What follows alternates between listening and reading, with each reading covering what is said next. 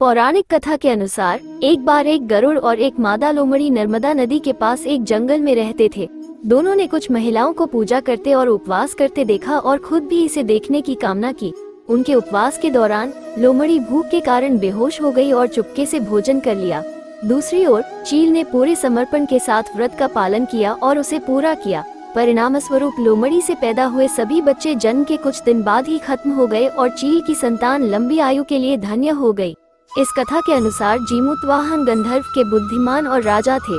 जीमूतवाहन शासक बनने से संतुष्ट नहीं थे और परिणाम स्वरूप उन्होंने अपने भाइयों को अपने राज्य की सभी जिम्मेदारियां दी और अपने पिता की सेवा के लिए जंगल में चले गए। एक दिन जंगल में भटकते हुए उन्हें एक बुढ़िया विलाप करती हुई मिलती है। उन्होंने बुढ़िया से रोने का कारण पूछा। इस पर उसने उसे बताया कि वह सांप नागवंशी के परिवार से है और उसका एक ही बेटा है। एक शपथ के रूप में हर दिन एक सांप पक्षीराज गरुड़ को चढ़ाया जाता है और उस दिन उसके बेटे का नंबर था।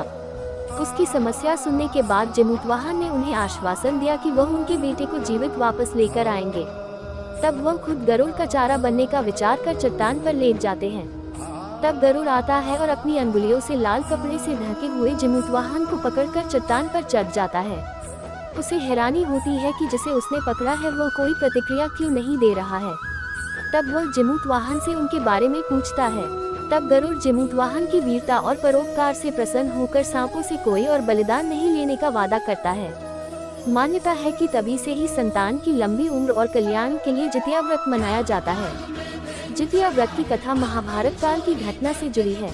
कथाओं के अनुसार महाभारत युद्ध में अपने पिता गुरु द्रोणाचार्य की मृत्यु का बदला लेने की भावना से अश्वत्थामा पांडवों के शिविर में घुस गया।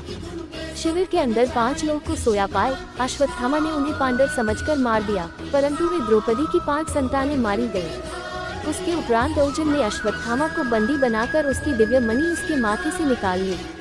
अश्वत्थामा ने फिर से बदला लेने के लिए अभिमन्यु की पत्नी उत्तरा के गर्भ में पल रहे बच्चे को मारने का प्रयास किया और उसने ब्रह्मास्त्र से उत्तरा के गर्भ को नष्ट कर दिया। तब भगवान श्री कृष्ण ने उत्तरा की अजन्मी संतान को फिर से जीवित कर दिया। गर्भ में मरने के बाद जीवित होने के कारण उस बच्चे को जीवित पुत्रिका के नाम से भी जाना जाता है। तब उस समय से ही संतान की लंबी उम्र के लिए जितिया का व्रत रखा जाने लगा।